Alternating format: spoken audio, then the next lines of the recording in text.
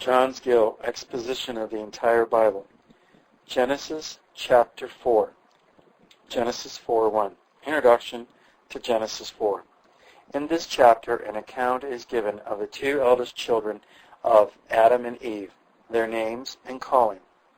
Genesis 4:1. And of their different offerings to the Lord, and the different respect had unto them by him, which in Cain issued in wrath and envy, which appeared in his countenance, and were taken notice of by the Lord, and about which he reasoned with him. Genesis 4:3. But it had no effect upon him. He murdered his brother, upon which he was examined about it, but denied he knew anything of him where he was. Genesis 4:8. He is arraigned, convicted, and condemned. Sentence passed upon him, and that executed, which he complains of, and is mitigated, or however a protection is granted him, and a mark set on him for his security. Genesis 4:10. After which we have an account of his posterity for several generations, their names and the business of some of them. Genesis 4:16. And the chapter is closed with the birth of another son, and of a grandson to Adam and Eve, in whose days was the beginning of social religion. Genesis 4, verse 1. Quote, And Adam knew Eve his wife, and she conceived, and bare Cain, and said, I have gotten a man from the Lord. Unquote. Verse 1. And Adam knew Eve his wife, an euphemism, or a modest expression of the act of coition. Jacques interprets it, had known, even before he sinned, and was drove out of the garden. And so other Jewish writers who think he otherwise would not have observed the command, be fruitful and multiply. But if Adam had begotten children in a state of innocency, they would have been free from sin and not tainted with the corruption of nature after contracted. But others more probably think it was some considerable time after, and she conceived and bare Cain, in the ordinary way and manner, as women ever since have usually done, going the same time with their burden. Whether this name was given to her firstborn by her, or by her husband, or both, is not said. It seems to have been given by her from the reason of it after assigned. His name is Genos, which no doubt was Cain, spelled Sanchoniatho, whom he translated, and his wife, or the twin born with him, is said to be Gina, that is H-N-Y-Q, K-A-I-N-A-H.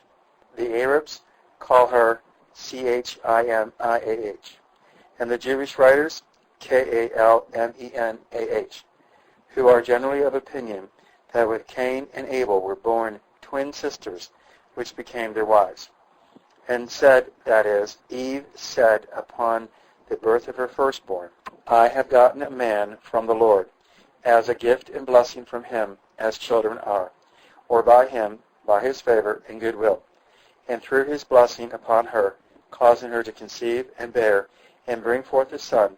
Some render it, I have gotten a man, the Lord, that promised seed that should break the serpent's head, by which it would appear that she took that seed to be a divine person, the true God, even Jehovah, that should become man, though she must have been ignorant of the mystery of his incarnation, or of his taking flesh of a virgin, since she conceived and bare Cain through her husband's knowledge of her.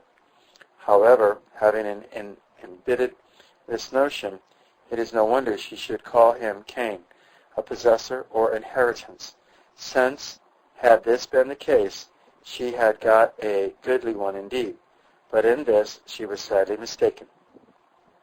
He proved not only to be a mere man, but to be a very bad man. The Targum of Jonathan favors the sense rendering the words, I have gotten a man, the angel of the Lord. Genesis 4:2. Quote, And she again bare his brother Abel, and Abel was a keeper of sheep, but Cain was a tiller of the ground. Unquote. Verse 2. She again bare his brother Abel, or added to bear, not directly or immediately, but perhaps the following year.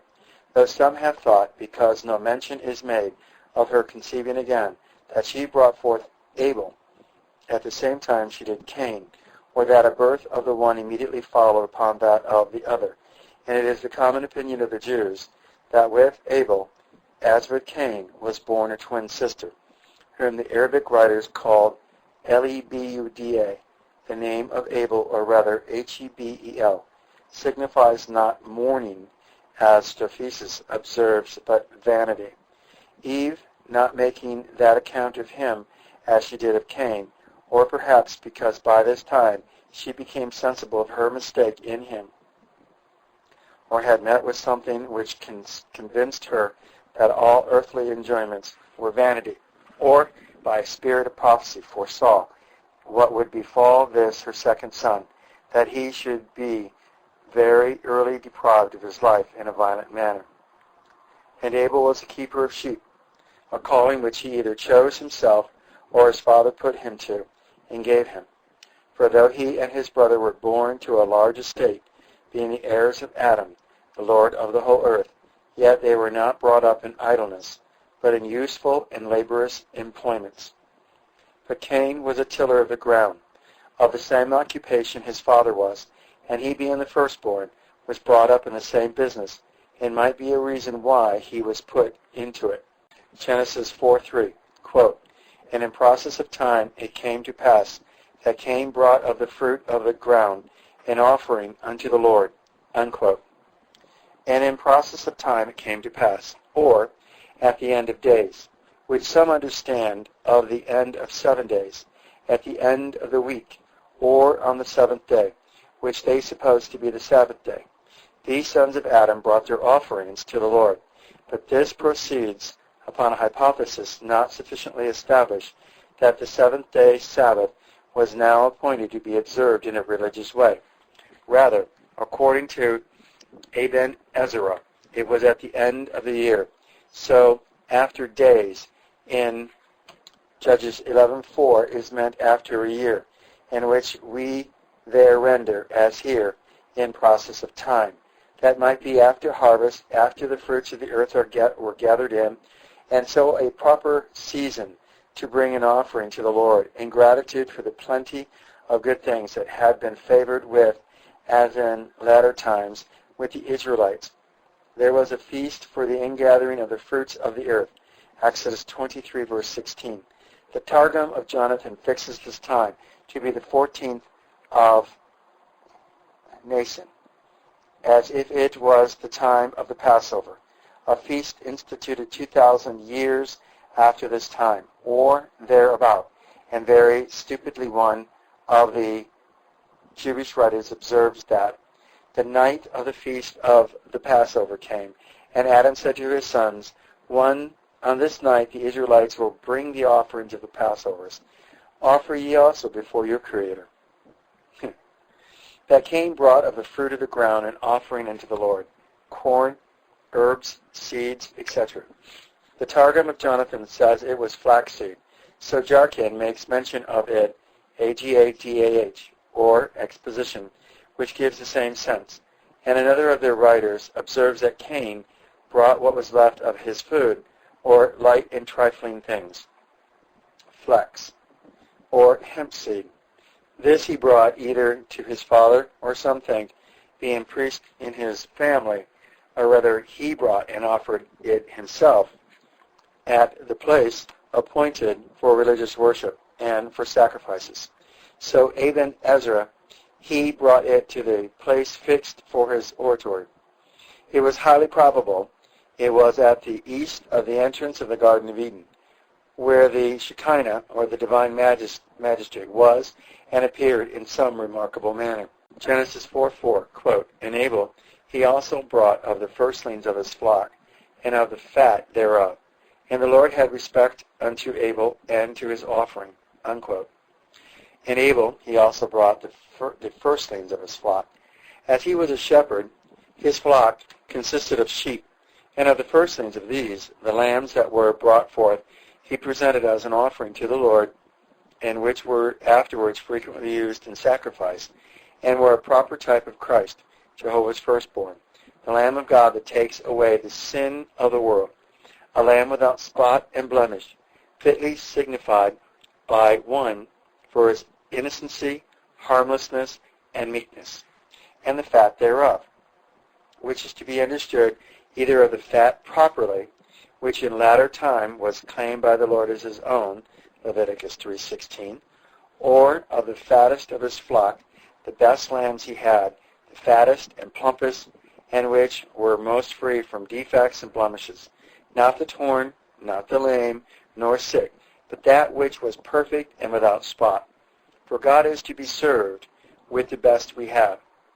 Joseph says, it was milk and the firstlings of his flock, and a word of the same letters, differently pointed, signifies milk, and some learned men, as Gorgias and others, have given into this sense, observing it to be a custom with the Egyptians to sacrifice milk to their gods.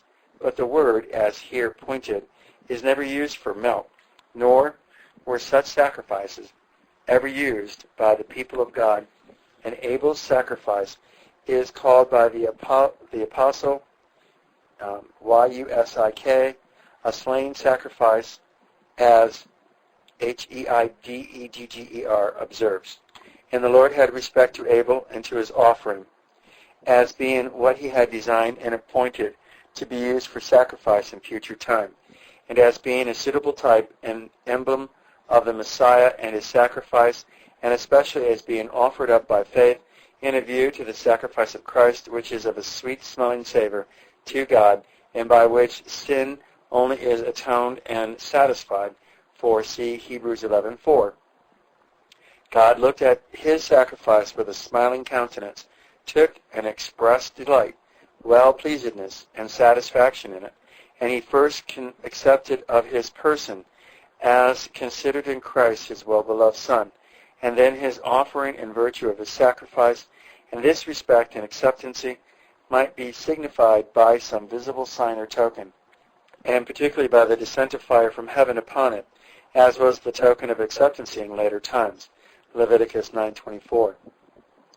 And Theodotion here renders it, he fired it, or set it on fire, and Jarkin paraphrases it, fire descended and licked up his offering. And Aben Ezra, and fire descended and reduced the offering of Abel to ashes. Genesis 4, verse 5.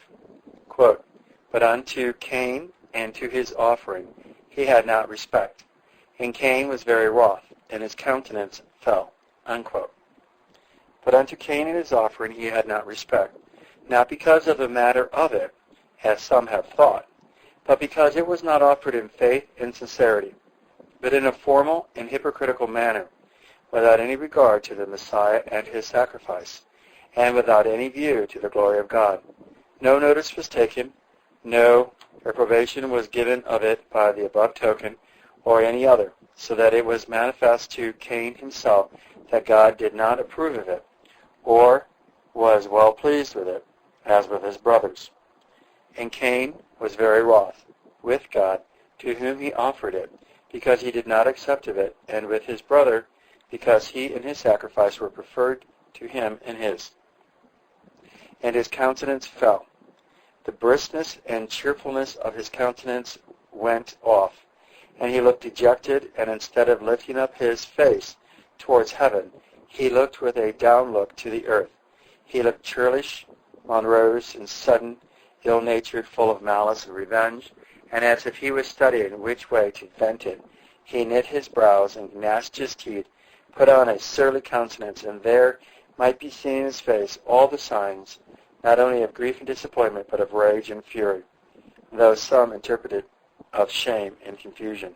Genesis 4, verse 6, quote, and the Lord said unto Cain, why art thou wroth, and why is thy countenance fallen? Unquote. And the Lord said unto Cain, why art thou wroth, and why is thy countenance fallen? Which was said not as being ignorant of his wrath and resentment, but to bring him to a conviction of his sin or sins, which were the cause of God's rejecting his sacrifice, and to repentancy and amendment, and to show him that he had no cause to be displeased, either with him or his brother, for the different treatment of him and his offering, since the fault lay in himself, and he had none to blame but his own conduct, which for the future he should take care to regulate according to the divine will, and things would take a different turn. Genesis 4, verse 7, quote, "If thou doest well, shalt thou not be accepted? And if thou doest not well, sin lieth at the door. And unto thee shall be his desire, and thou shalt rule over him." Unquote. If thou doest well, shalt thou not be accepted? That is, either if thou doest thy works well in general, doest good works in a right way and manner, according to life, will of God, and directed to his glory from right principles and with right views. So all the Targums, if thou doest thy works well. For it is not merely doing a good work, but doing the good work well, which is acceptable to God. Hence that saying, that not nouns but adverbs make good works. Or particularly, it may respect sacrifice, if thou doest thine offering well, or rightly offereth, as a Septuagint, or offers not only what is materially good and proper to be offered, but in a right way, in obediency to the divine will, from love to God, and with true devotion to him, in the faith of the promised seed, and with a view to his sacrifice for atonement and acceptancy. Then thine offering would be well-pleasing and acceptable.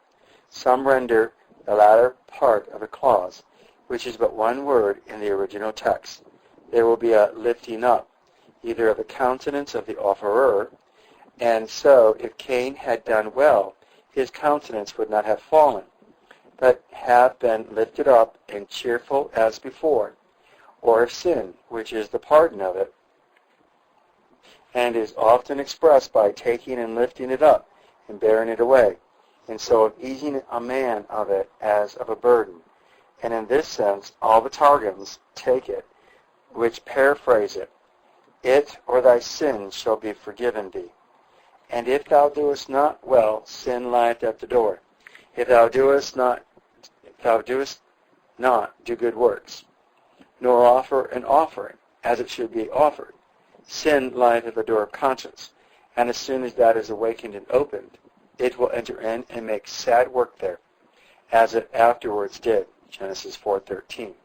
Or it is open and manifest, and will be taken cognizance of, and punishment be inflicted for it, or else the punishment of sin itself is met, which lies at the door, is at hand, and will soon be executed. And so all the Targums paraphrase it, "Thy sin is reserved to the day of judgment," or lies at the door of the grave, reserved to that day, as Charkin.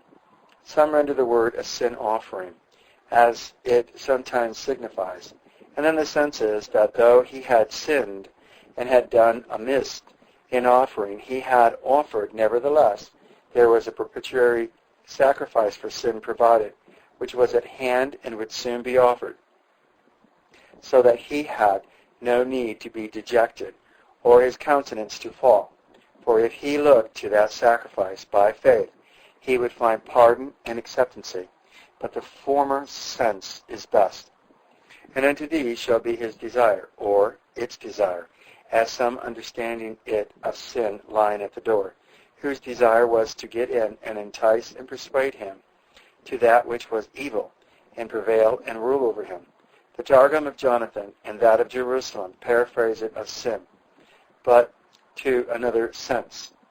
Sin shall lie at the door of thine heart, but into thy hand I have delivered the power of the evil concupiscency, and to thee shall be its desire, and thou shalt rule over it, whether to be righteous or to sin. But rather it refers to Abel, and the meaning is that notwithstanding his offering was accepted of God, and not his brother Cain's, this would not annihilate his affections from him, nor cause him to refuse subjection to him, but he should still love him as his brother, and be subject to him as his elder brother, and not seek to get from him the birthright, or think that that belongeth to him, being forfeited by his brother's sin. And therefore Cain had no reason to be angry with his brother, or envious at him, since this would make no manner of alteration in their civil affairs. And thou shalt rule over him as thou hast done, being the firstborn. Genesis 4:8, quote, And Cain talked with Abel his brother. And it came to pass, when they were in the field, that Cain rose up against Abel his brother, and slew him, unquote. And Cain talked with Abel, or said, or spoke unto him, either what the Lord God said to him in foregoing verses, as Ben Ezra, or he spoke to him in a kind and friendly manner, and thereby got him to take a walk in the field with him. The Vulgate Latin version adds, let us go abroad. And the Septuagint and the Samaritan versions, let us go into the field, not to fight a duel, which Abel doubtless would have declined, had that been declared, but to have some friendly conversation, and there being a long pause here in the Hebrew text, the Jewish Targum gives us an account of what passed between them when in the field. Cain said to Abel his brother, There is no judgment, no judge, nor will a good reward be given to the righteous, nor will vengeance be taken of the wicked. Neither is the world created in mercy, nor governed in mercy. Otherwise, why is thine offering received with good will, and mine not? Abel answered and said to Cain, There is a judgment, etc. And so goes on to assert everything Cain denied, and to give a reason why the offerings of the one was accepted and the other rejected, and to the same purpose the Targum of Jonathan.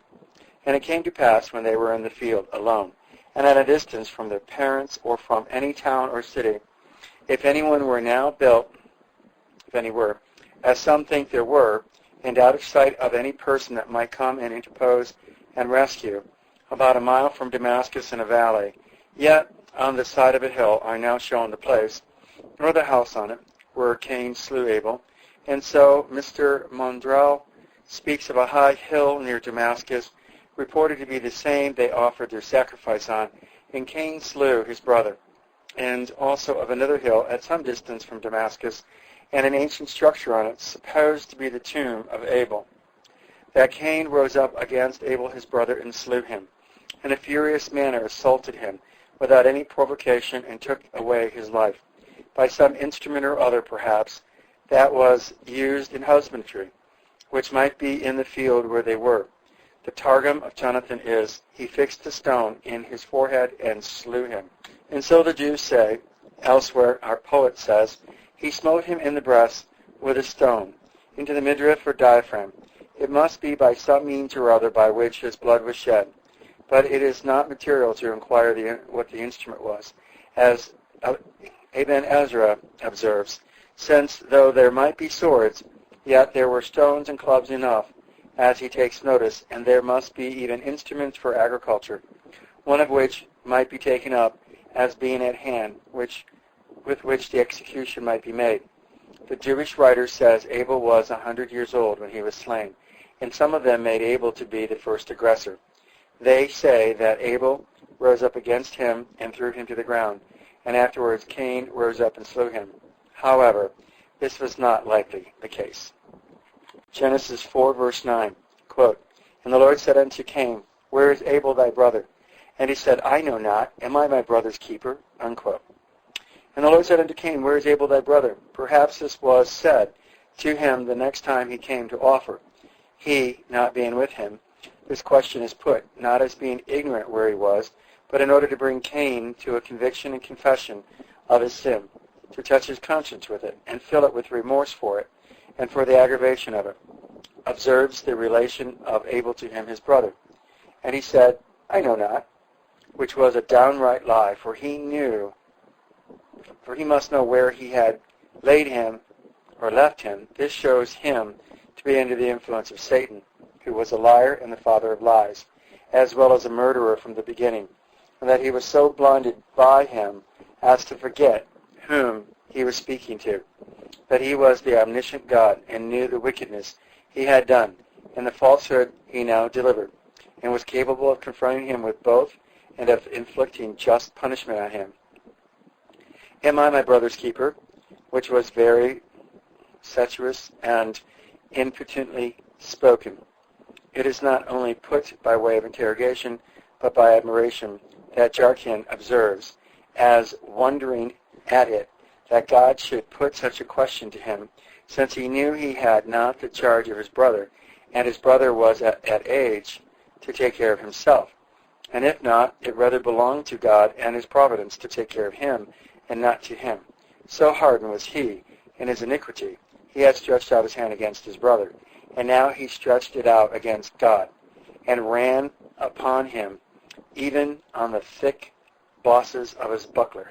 Genesis 4, verse 10. Quote, and he said, What hast thou done? The voice of thy brother's blood crieth unto me from the ground. Unquote. And he said, not Cain, the last speaker, but the Lord God. What hast thou done? What a hideous crime hast thou committed? How aggravated is it? I know what thou hast done. Thou hast slain thy brother, thy only brother, a holy, righteous, and good man, who never gave thee any offense or any just occasion of shedding his innocent blood. This he said as knowing what he had done, and to impress his mind with the sense of the evil, and to bring him to a confession of it, before the sentence was passed, that it might appear to all to be just, and of which there was full proof and evidence, as follows.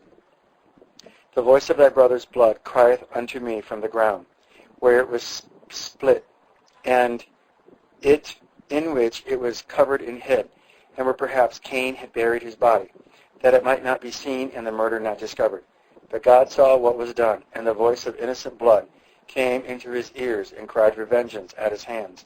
It is in the original, the voice of thy brother's bloods, and the plural, which the Jews generally understood of the posterity that would have descended from Abel had he not been murdered. The Targum of Onkelos is the voice of the blood of the seeds or generation that should come from thy brother. See 2 Kings 9:26. Or it may respect the blood of the seed of the woman, of all the righteous ones that should be slain in like manner. The Jerusalem Targum is the voice of the bloods of the multitude of the righteous that spring forth from Abel, thy brother, or succeed him. See Matthew 23:35. Jarkin thinks it was reference to the many wounds which Cain gave him, from whence blood sprung, and every wound and every drop of blood, as it were, cried for vengeance of the murderer. Genesis 4, verse 11, quote, And now art thou cursed from the earth, which hath opened her mouth to receive thy brother's blood from thy hand, unquote. And now thou art cursed from the earth, from receiving benefit by it, and enjoying the fruits of it as before, and from having a settled dwelling in it, as it afterwards explained, which hath opened her mouth to receive thy brother's blood from thy hand. The blood of his brother, which was shed by his own hand, was received and sucked into the earth, where it was split through the pores of it, and drank up and covered, so as not to be seen, in which it was as it were more humane to Abel, and as it were more ashamed of the crime, and shuddered more, and expressed more horror at it than Cain. Genesis 4, verse 12, quote, When thou tillest the ground, it shall not henceforth yield unto thee her strength. A fugitive and a vagabond shalt thou be in the earth, unquote. When thou tillest the ground, which was the business he was brought up in and followed, it shall not henceforth yield unto thee her strength. The earth has been cursed for Adam's sin, and was not so fruitful as in its original state. And now it was cursed again for Cain's sin, not the whole earth, but that part which belonged to Cain, and was cultivated by him, and so it must be supported to be cursed, not only in the spot where he had been settled, but in every other place where he should come and occupy, and which through this additional curse became so barren that it did not yield such good fruits and such an increase of it as before. It lost its native and vital juice, by which seed cast into it became not so fruitful, and did not increase. But instead of this, through much pains were taken to manure it, and much was sown, yet it brought forth little, at least but little to Cain. Whatever it did to others, and therefore it is said, he shall not yield unto thee. It would not turn much to his account, or yield much profit and increase to him, or bring forth much fruit. See Job 31:38. A fugitive and a vagabond shall thou be in the earth, being obliged to quit his former habitation, and remove to a place at some distance from the house of his father Adam, which was near the Garden of Eden, as Aben Ezra observes, and to wander about from place to place, having no quiet settlement in any one place. The Septuagint renders it groaning and trembling. The guilt of his sin lay heavy on his conscience and filled him with such horror and terror that he was continually sighing and groaning, and was seized with such a tremor that he shook in all his limbs. So the Arabic writers say that he was trembling and quivering, and had a shaking in his hand all the days of his life. And Aben Ezra observes that there are some that say that the first of these words signifies to moan and lament. But it must be. It was not so much his sin, at least the evil of it, that he lamented, as the mischief that came by it, or the calamities and misfortunes it brought upon him. Genesis 4, verse 13, quote, And Cain said unto the Lord, My punishment is greater than I can bear, unquote. And Cain said unto the Lord, in the anguish of his spirit and the distress of his mind, My punishment is greater than I can bear, thus complaining of the mercy of God, as if he acted a cruel part, inflicting on him more than he could endure, and arranging his justice as if it was more than he deserved or ought in equity be laid upon him, whereas it was abundantly less than the demerit of his sin, for his punishment was but a temporal one. For, accepting the horrors and terrors of his guilt conscience, it was no other than a heavier curse on the land he tilled, and banishment from his native place, and being a fugitive and wanderer in other countries. And if such a punishment is intolerable, what must the torments of hell be? The worm that never dies, the fire that never quenched, and the wrath of God, which is a consuming fire, burns to the lowest hell. Some render the words, My sin is greater than can be forgiven, as despairing of the mercy of God, having no faith in the promised seed and in the pardon of sin through his atonement, blood, and sacrifice. Or, is my sin greater than can be forgiven? Is there no forgiveness of it? It is the unpardonable sin. But Cain seems not to be so much concerned about sin and the pardon of it as about his temporal punishment for it. Wherefore, the first sense seems best, and the best agrees with what follows. Genesis 4, verse 14, quote, Behold, thou hast driven me out this day from the face of the earth, and from thy face shall I be hid. And I shall be a fugitive and a vagabond in the earth. And it shall come to pass that every one that findeth me shall slay me, unquote. Behold, thou hast driven me out this day from the face of the earth, not from being upon the earth, or had chased him out of the world as a wicked man is at death, but from a quiet settlement in it, and from society and converse with the inhabitants of it. And especially he was driven from that part of it where he was born and brought up, and which he had been employed in manuring, where his parents dwelt, and other relations, friends, and acquaintances, and to be banished into a strange country, uninhabited, and at a distance from those he had familiarly lived with, was a sore punishment of him.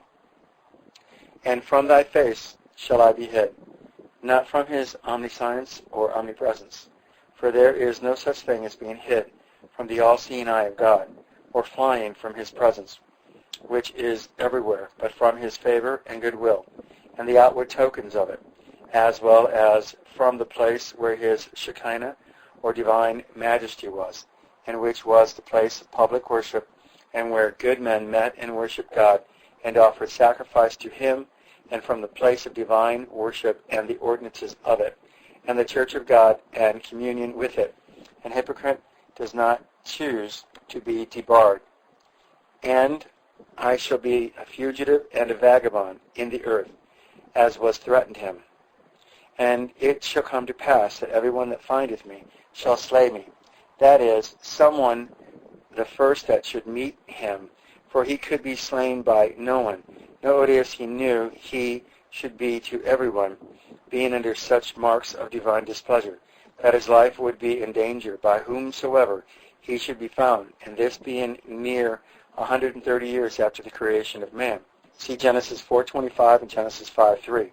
There might in this time be a large number of men on earth, Adam and Eve procreating children immediately after the fall, and very probably many more besides Cain and Abel, and those very fruitful bringing many at a birth and often, and few or none dying. The increase must be very great. And we read quickly that this of a city being built. Genesis 4:17. Cain seems to be more afraid of a corporal death than to have any concern about his soul and the eternal welfare of it, or to be in dread and fear of an eternal death or wrath to come, though some think the words should be rendered in a prayer. Let it be that anyone that findeth me may kill me, being weary of life under the horrors of a guilty conscience. Genesis 4, verse 15, quote, And the Lord said unto him, Therefore, whosoever slayeth Cain, vengeance shall be taken on him sevenfold. And the Lord set a mark upon Cain, lest any finding him should kill him. Unquote. And the Lord said unto him, in order to satisfy him and make him easy in this respect, that he need not fear an immediate or bodily death, which was showing him great clemency and leniency, or in answer to his begging for death. Therefore, or as some render the word, taking them for two, not so. It shall not be that whoever finds thee shall slay thee. Thou needest not be afraid of that, nor shall thy request be granted, that thou mightest be slain by the first man that meets thee. It was the will of God that though Cain deserved to die, yet that he should not die immediately, but live a long miserable life, that it might be a terror to others not to commit the like crime. Though render the particle should be rendered verily, surely, of a truth. So it will certainly be, it may be depended on. Whosoever slayeth Cain, vengeance shall be taken on him sevenfold, 7 times more than on Cain. That is, he shall be exceedingly punished.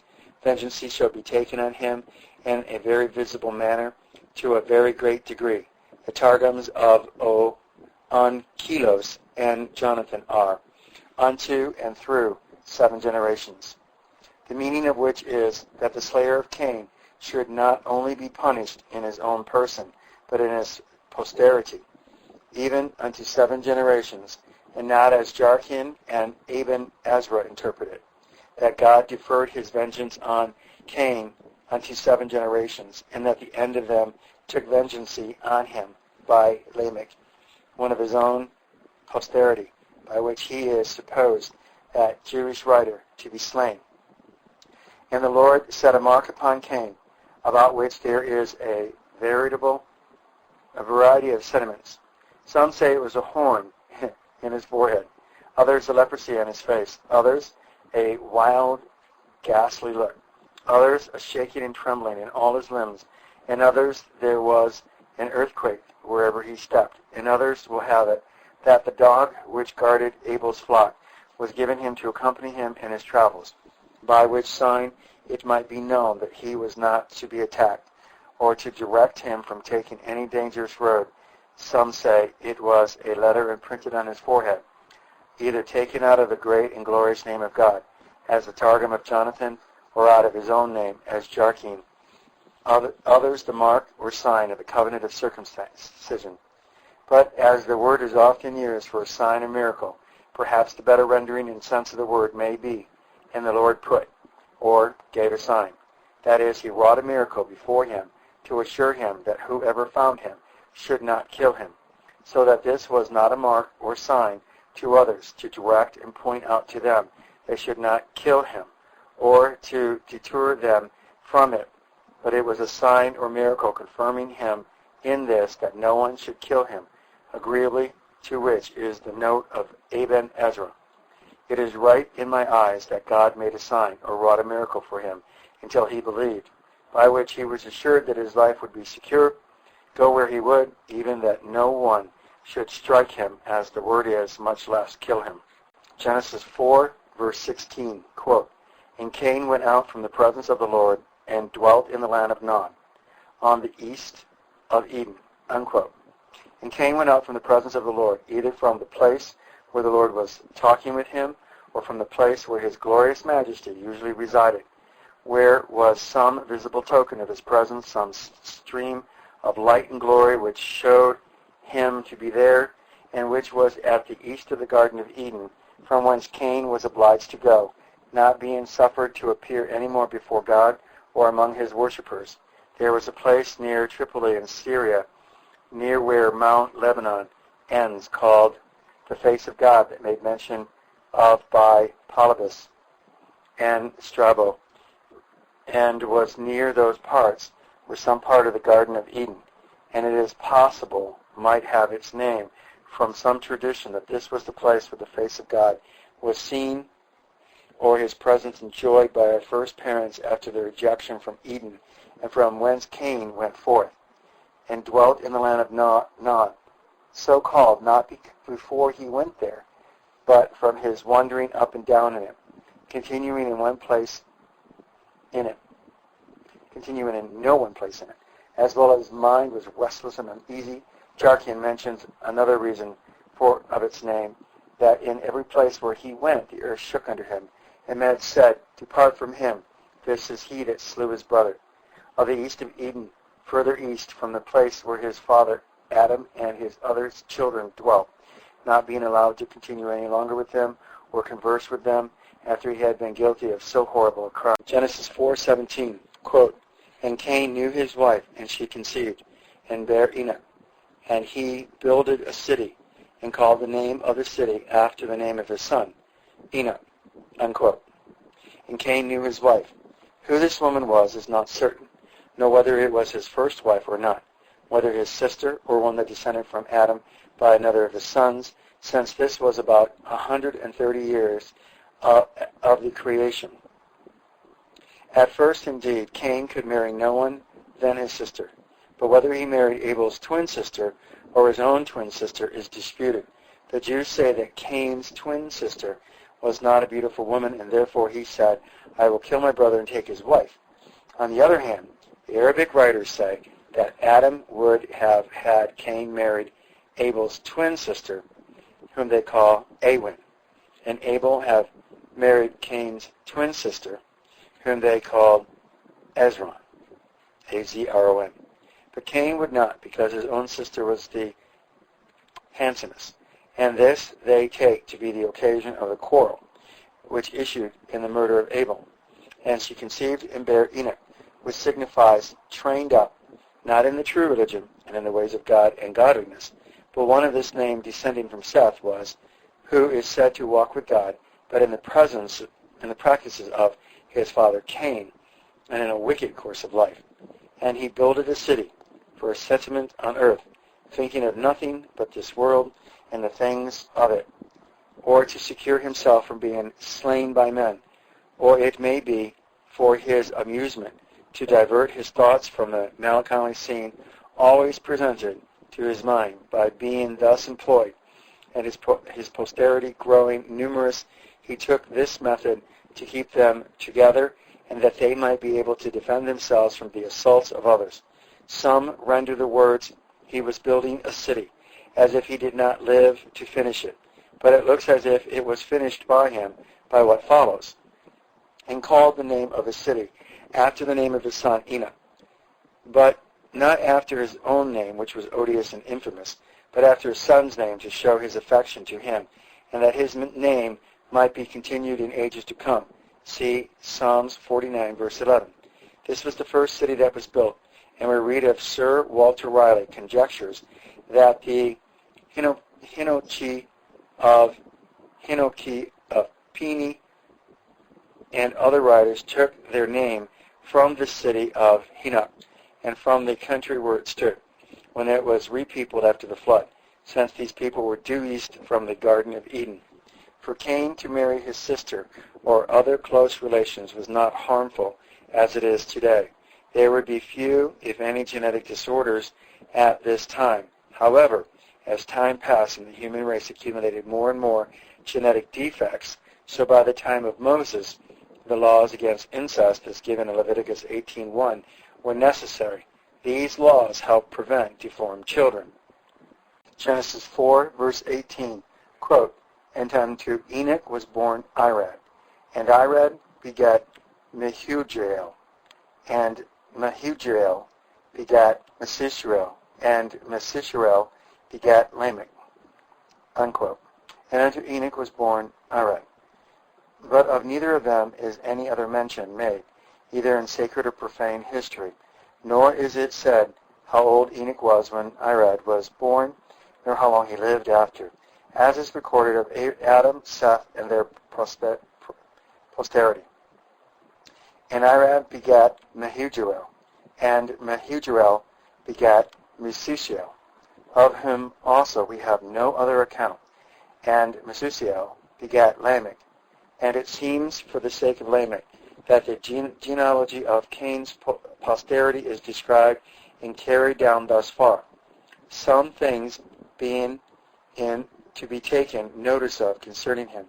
The names of his immediate posterity of Genos or Cain, according to Sanchoniatho, and also Philo, has translated them, were light, fire, and flame, who found out fire by rubbing pieces of wood together, and taught the use of it, from whence they seem to have their names.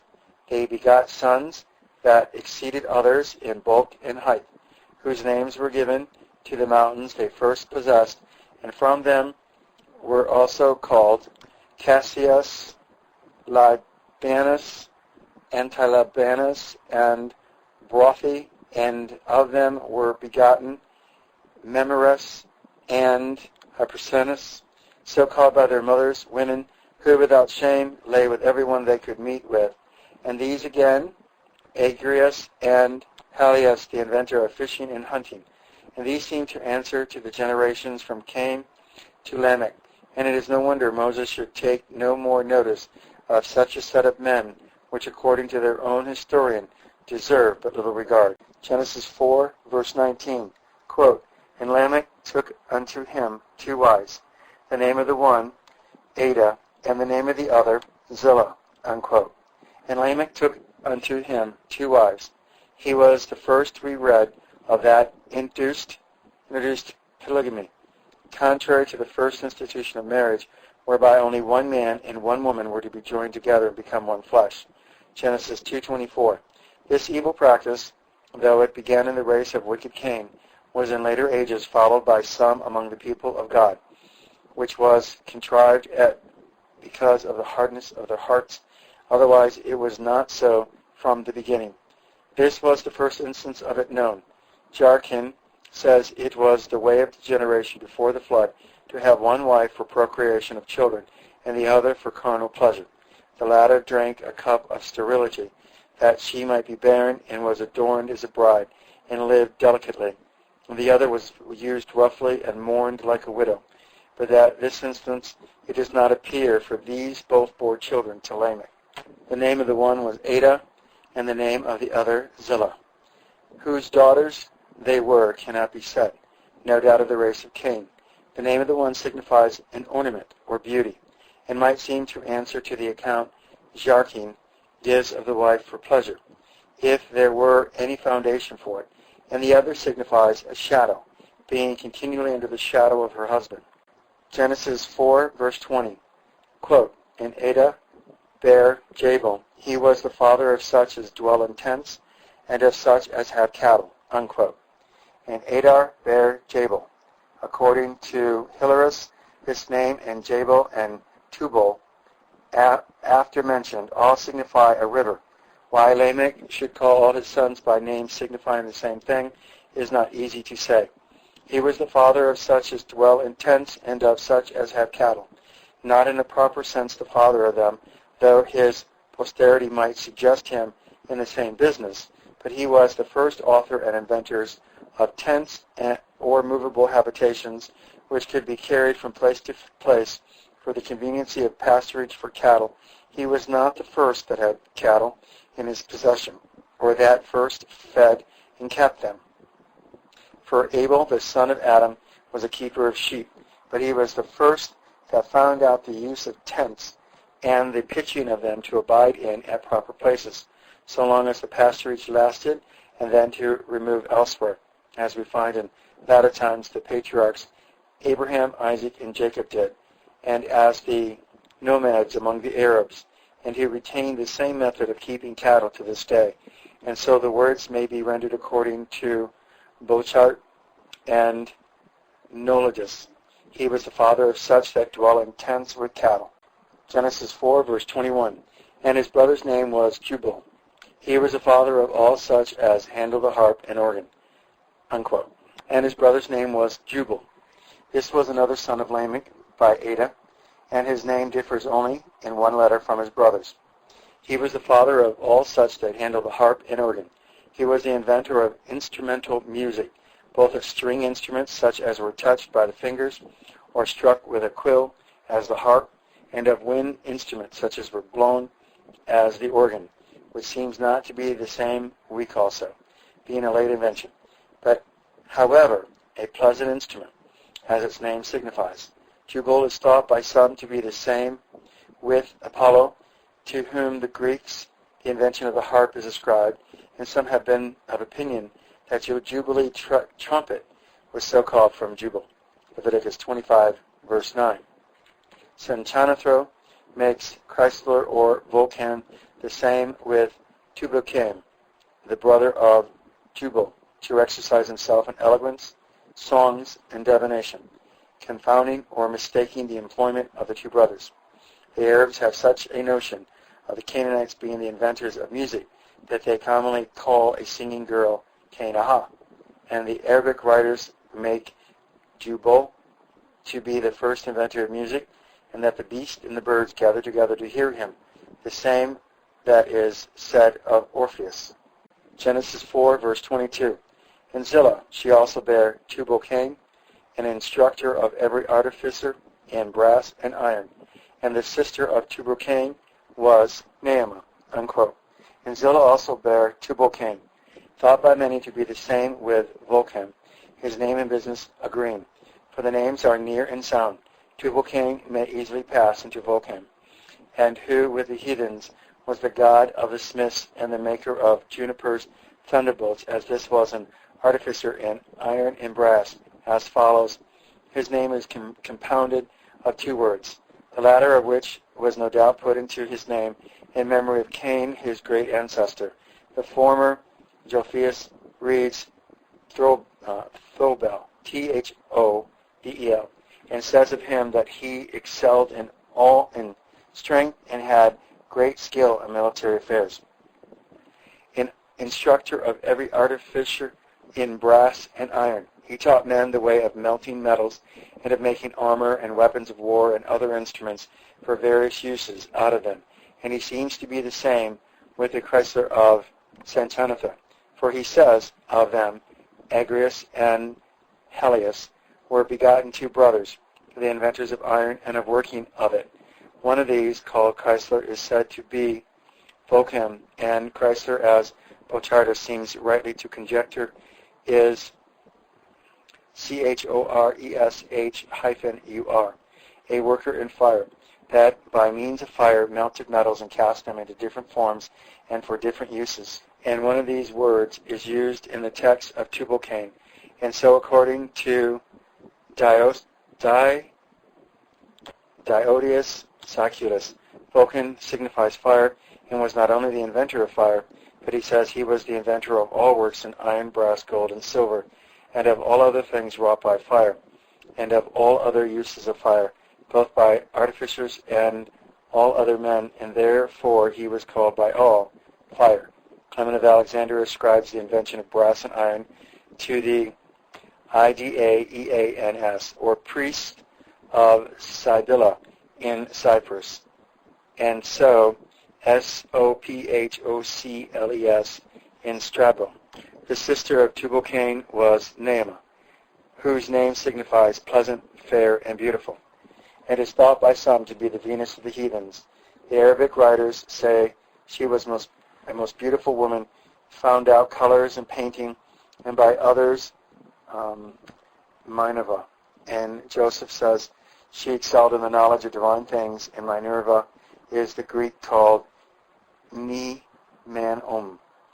The Jews say she was the wife of Noah, and some of them say she was the wife of one Simron, and the mother of the evil spirit Asmodeus, mentioned in Tobit, and of whom other demons were begotten.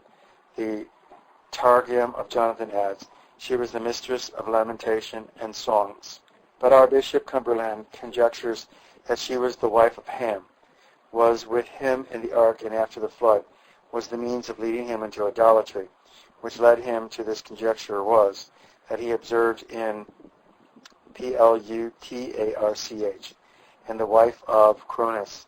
The same with Ham is by some called Nemus, which brought Nema to his mind. Josephus makes the number of children Lamech had by his 2 wives to be 77. Genesis 4, verse 23, quote, and Lamech said unto his wives, Adah and Zillah, hear my voice, ye wives of Lamech, hearken unto my speech, for I have slain a man to my wounding, and a young man to my hurt, unquote. And Lamech said unto his wives, Adah and Zillah, confessing what he had done, or boasting what he would do should he be attacked, or in order to make his wives easy, who might fear from his fierceness and cruelty, and the murders he had committed, or on account of Abel's murder, Genesis 4:15, that either the judgment of God would fall upon him and them, or some man or other would dispatch him and his, wherefore calling them together he thus bespeaks them, hear my voice, ye wives of Lamech, hearken unto my speech. This he said in an imperious manner to them, demanding their attention and regard, and as glorying in, instead of being ashamed of his polygamy, and in a boistering way, as neither fearing God nor man, or rather speaking comfortably to them, to remove their fears. For I have slain a man to my wounding, and a young man to my hurt, which, as some say, were his great-grandfather Cain, and his son Tubal-Cain. According to a tradition of the Jews, it was after this manner, Cain being old and blind and weary, sat in a thicket among the trees to rest himself, when Lamech, who was blind also, and led by Tubal-Cain hunting, he seized Cain, and taking him for a wild beast, bid Lamech draw his bow, which he did, and killed him. But coming nearer and finding it was Cain, was wroth and angry, and slew the young man. The Arabic writers tell the story with a little variation. And Lamech, being in a wood with one of his sons, and hearing a noise in it, supposing it to be a wild beast, cast a stone, which fell upon Cain and killed him ignorantly. And the lad that led him said, What hast thou done? Thou hast killed Cain. At which, being very sorrowful, after the manner of penitence, he smote his hands together, and the lad standing before him, he struck his head with both his hands, and killed him unawares, and coming to his wife, Adah and Zillah, said to them, Hear my word, he that slew Abel shall be avenged sevenfold, but Lamech 70 times 7, who killed a man with a cast of a stone, and a young man by clapping of his hands. And our version and others imply that he killed both a man and a young man, or some one person or more, and that he was sorry for it, made confession of it. It was to the wounding and grief of his soul, which does not so well agree with one of the wicked race of Cain. Wherefore the words may be rendered, Though I have slain a man, that is nothing to you. You are not accountable for it, nor have anything to fear coming upon you by reason of that. It is to my own wounding, damage, and hurt, if to any, and not to you. Some versions render it, I would slay a man, any man, young or old, that should attack me. I fear no man. If any man wounds me, or offers to do me any hurt, I would slay him at once. I doubt not that I should be more than a match for him, be he who he will, that shall set upon me and kill him, though I might receive some slight wound or some little hurt in the engagement, and therefore you need not be afraid of any man's hurting me. The Arabic version reads interrogatively, have I killed a man, and etc. And so some others, I have not, with which agreed with the Targums of Onkelos and Jonathan. I have not killed a man, for which he and his posterity should be punished, as they interpreted it, and therefore his wives had no need to fear any ill should befall him or them, or that the murder of Abel should be avenged on them thus this being the seventh generation in which it was to be avenged. Genesis 4:15. Wherefore it follows. Genesis 4, verse 24, quote, If Cain shall be avenged sevenfold, truly Lamech 70 and sevenfold, unquote. If Cain shall be avenged sevenfold, truly Lamech 70 and sevenfold, which is understood of him as confessing and lamenting his sin of murder. The sense is, if Cain was so severely punished for killing one man, of how much sore punishment am I deserving, and shall have, who have killed two persons, and that after I had seen the punishment of Cain, and yet took no warning by it. Or if he that killed Cain, who slew his brother, was to be avenged sevenfold, or to 7 generations, then how much more or longer shall he be avenged that shall slay me, who have slain none, or however not designedly? And therefore you may be easy and quiet. Your fears either from God or man are groundless. Genesis 4, verse 25, quote, And Adam knew his wife again, and she bare a son, and called his name Seth. For God said, She hath appointed me another seed instead of Abel, whom Cain slew, unquote. And Adam knew his wife again. The Targum of Jonathan adds, at the end of 130 years after Abel was killed. See Genesis 5:3. But according to Bishop Usher, Seth was born the same year, which is most probable. And she bare a son, and called his name Seth. That is, put place Set. Not with any respect to Cain, who had no settled fixed abode, but wandered about. Or to Seth, as a foundation of the church and true religion, being a type of Christ, the only foundation, though he may be considered in such a light. But the reason of his name as follows. For God, saith she, hath appointed me another seed instead of Abel, who Cain slew. That is, another son in his room. And by calling him a seed, she may have respect unto the promised seed, whom she once thought Cain was, or however expected him in his line as being the firstborn. But he, proving a wicked man, and having slain his brother Abel, on whom her future hope was placed, has another son given her, and substituted in his room, in whom and in whose family the true religion would be preserved, and from whom the Messiah, the promised seed, would spring. See Galatians 3:16. Genesis 4, verse 26, quote, And to Seth, to him also there was born a son, and he called his name Enos. Then began men to call upon the name of the Lord, unquote. And to Seth, to him also there was born a son, when he was 105 years old, Genesis 5:6. And this is mentioned as a further proof and instance of God's goodness to Adam's family in this line, that there was succession in it, where the true worship of God was kept, and from whence the Messiah was to arise, and as a pledge and confirmation of it.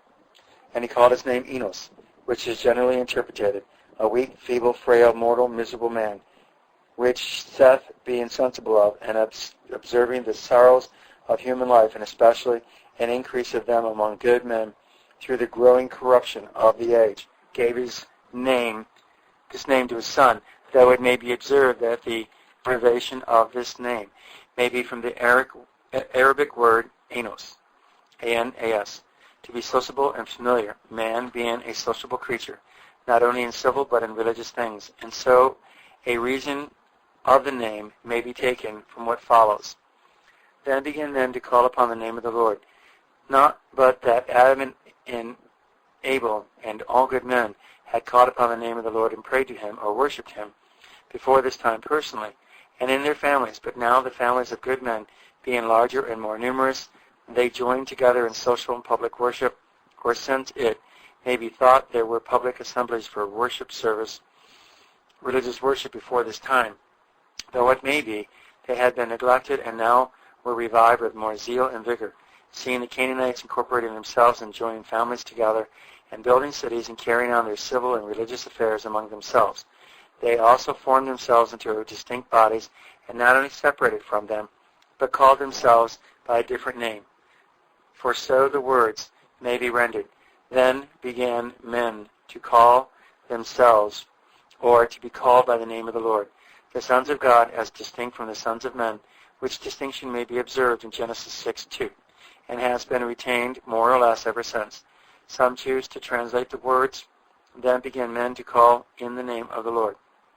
That is, to call upon God in the name of the Messiah, the mediator between God and man, having now since the birth of Seth, and especially of Enos, clearer notions of the promised seed, and of the use of him and his name in their addresses to God. See John 14:13.